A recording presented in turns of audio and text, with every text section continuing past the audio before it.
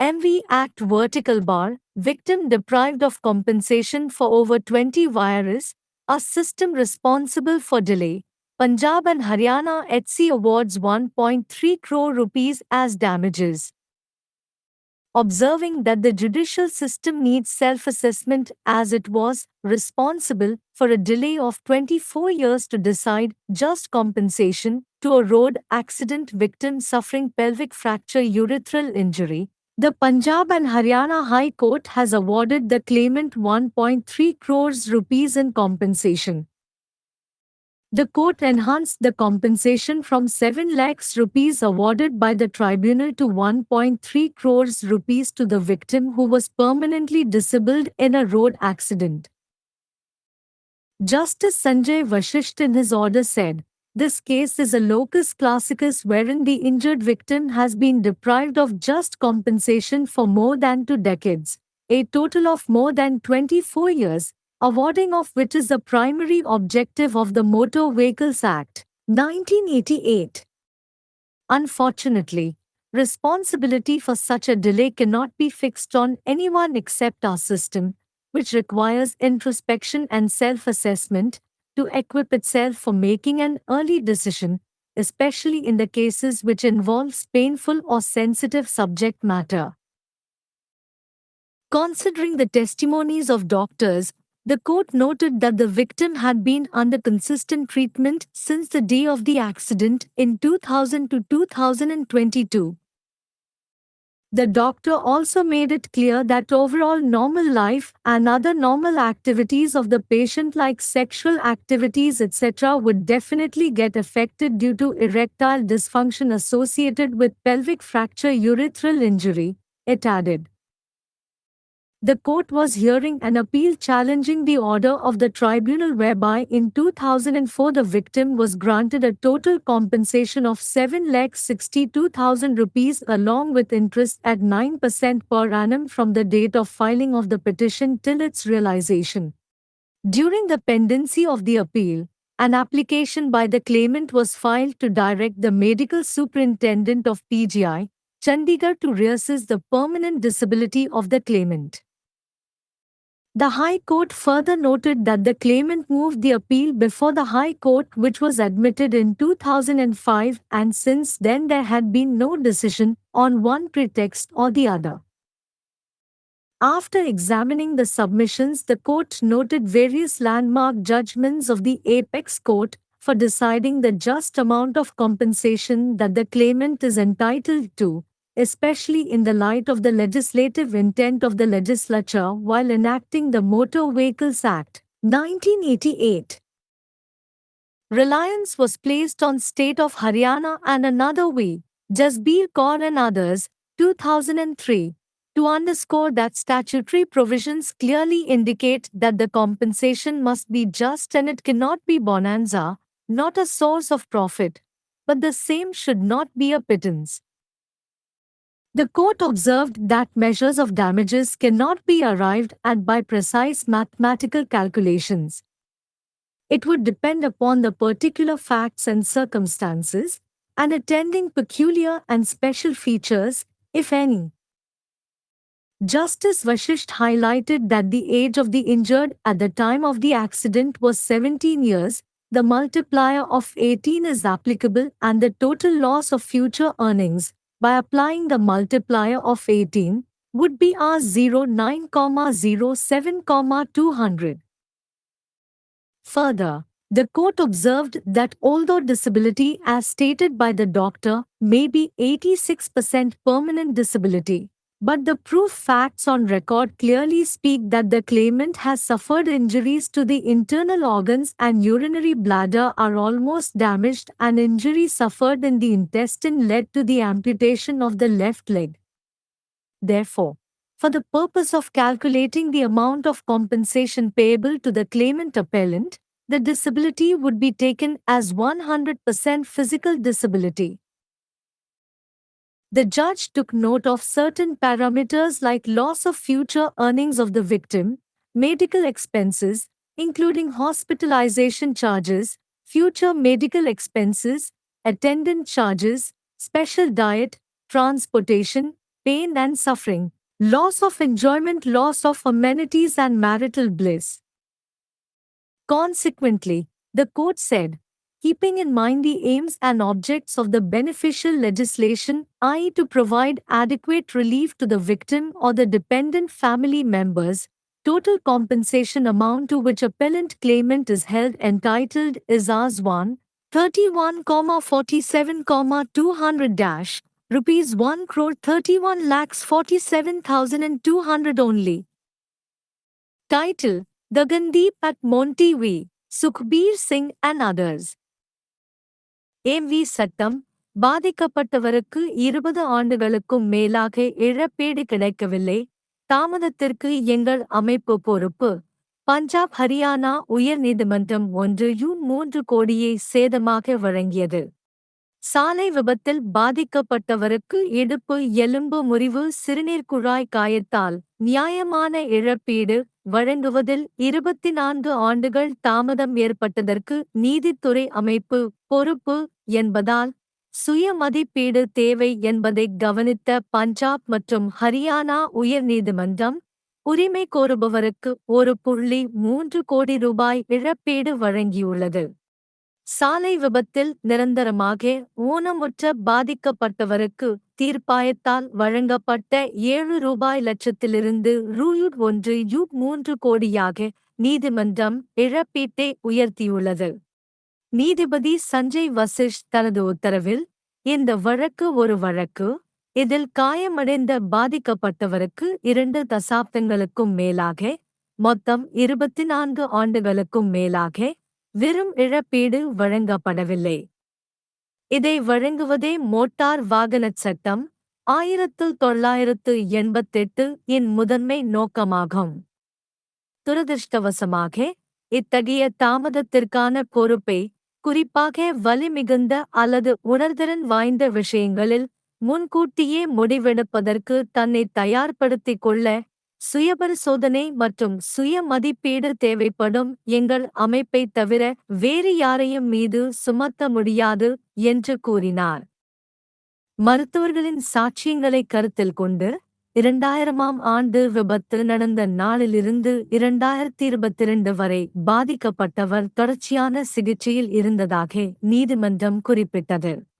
இடுப்பு எலும்பு முறிவு சிறுநீர்க்குழாய் காயத்துடன் தொடர்புடைய விரைப்புத்தன்மை செயலிழப்பு காரணமாக ஒட்டுமொத்த இயல்பு வாழ்க்கை மற்றும் பாலியல் செயல்பாடுகள் போன்ற நோயாளியின் பிற இயல்பான செயல்பாடுகள் நிச்சயமாக பாதிக்கப்படும் என்பதையும் மருத்துவர் தெளிவுபடுத்தினார் என்று அது மேலும் கூறியது.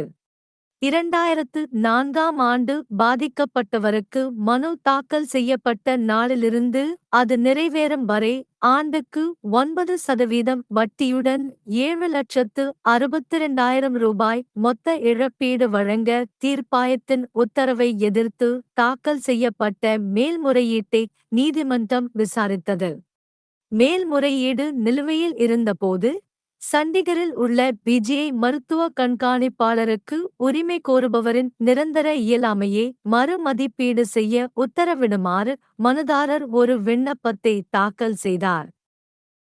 2005ஆம் ஆண்டு ஏற்றுக்கொள்ளப்பட்ட உயர் நீதிமன்றத்தில் மனுதாரர் மேல்முறையீட்டை தாக்கல் செய்ததாகவும், அதன் பின்னர் ஏதோ ஒரு சாக்குப்போக்கின் பேரில் எந்த முடிவும் எடுக்கப்படவில்லை என்றும் உயர் நீதிமன்றம் மேலும் குறிப்பிட்டது.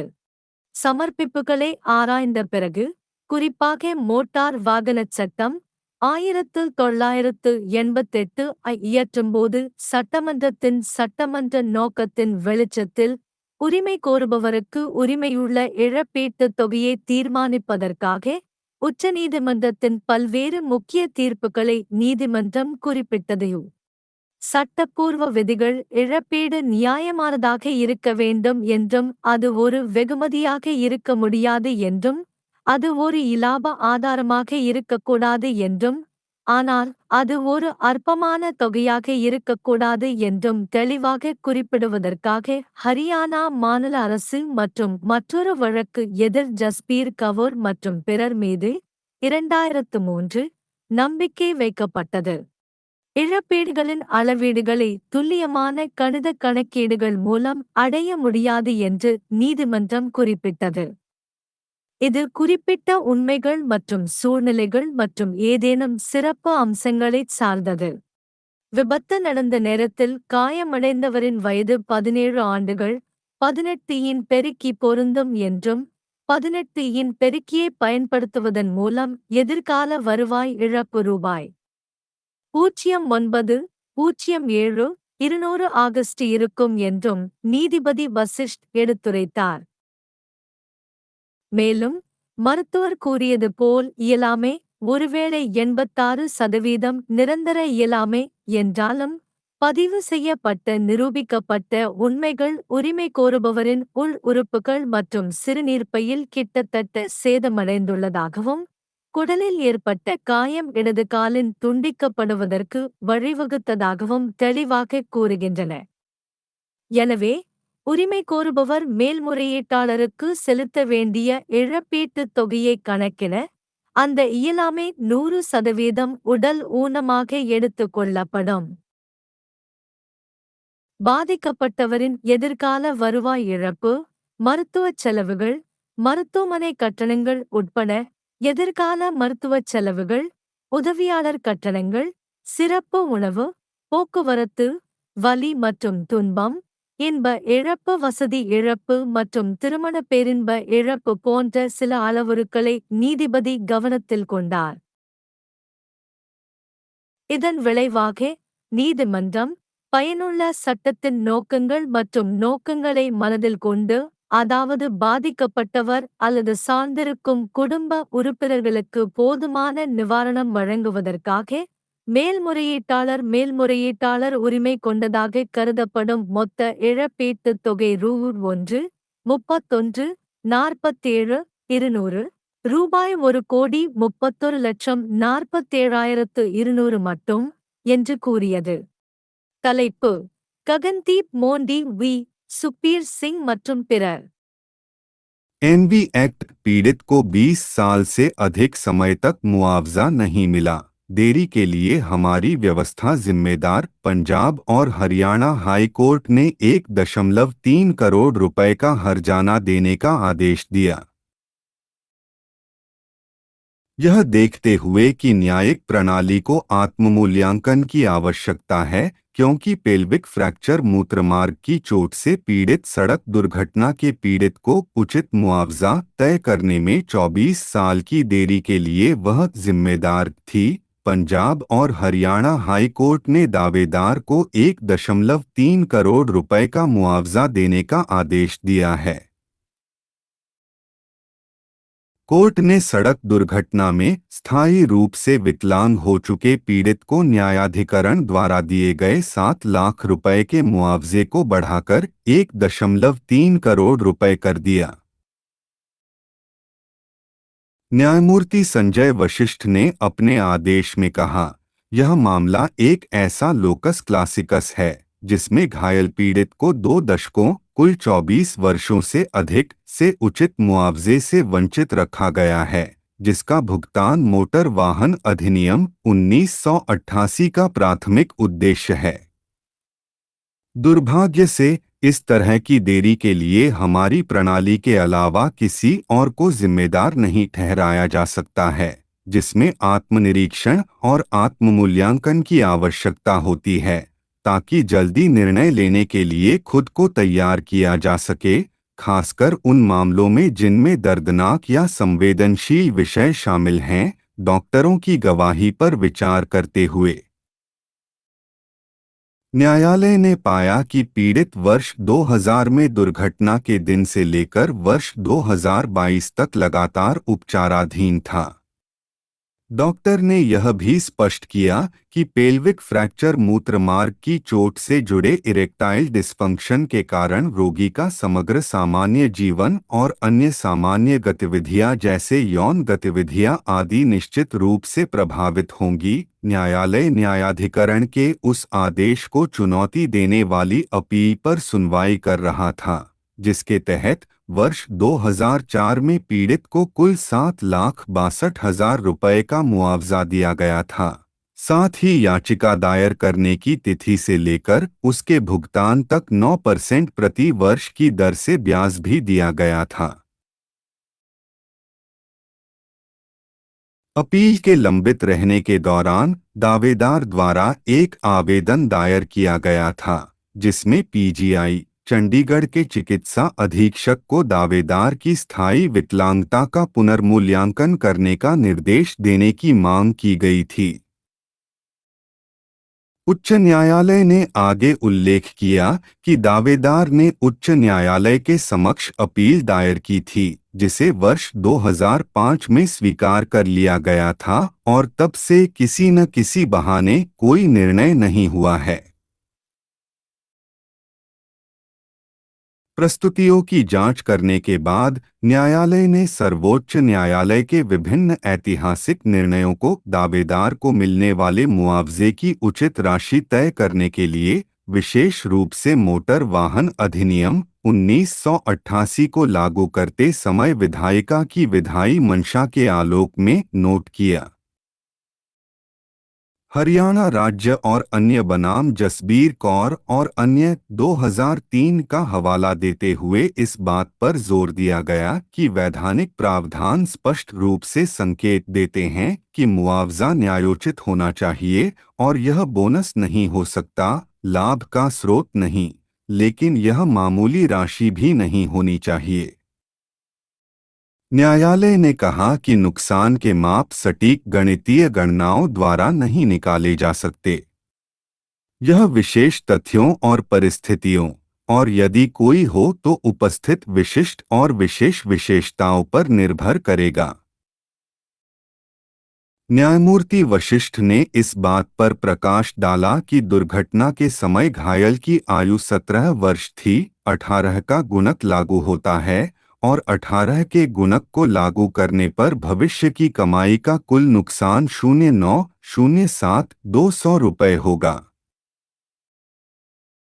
इसके अलावा न्यायालय ने कहा कि यद्यपि चिकित्सक द्वारा बताई गई विकलांगता शायद 86% स्थायी विकलांगता है, लेकिन रिकॉर्ड पर सिद्ध तथ्य स्पष्ट रूप से बताते हैं कि दावेदार को आंतरिक अंगों में चोटें आई हैं और मूत्राशय लगभग क्षतिग्रस्त हो गया है और आंत में लगी चोट के कारण बाएं पैर को काटना पड़ा। इसलिए दावेदार अपीलकर्ता को देय मुआवजे की राशि की गणना करने के उद्देश्य से विकलांगता को 100% शारीरिक विकलांगता माना जाएगा। न्यायाधीश ने पीड़ित की भविष्य की कमाई की हानि, चिकित्सा व्यय, अस्पताल में भर्ती होने के खर्च सहित भविष्य के चिकित्सा व्यय, परिचारक शुल्क, विशेष आहार, परिवहन, दर्द और पीड़ा, आनंद की हानि, सुविधाओं की हानि और वैवाहिक सुख जैसे कुछ मापदंडों पर ध्यान दिया। परिणामस्वरूप न्यायालय ने कहा, लाभप्रद कानून के उद्देश्यों और उद्देश्यों को ध्यान में रखते हुए अर्थात पीड़ित या आश्रित परिवार के सदस्यों को पर्याप्त राहत प्रदान करने के लिए कुल मुआवजा राशि जिसके लिए अपीलकर्ता दावेदार हकदार है वह 1,31,201,31,47,000 और 200 रुपये मात्रक है। शीर्षक गगनदीप @मोंटी बनाम सुखबीर सिंह और अन्य।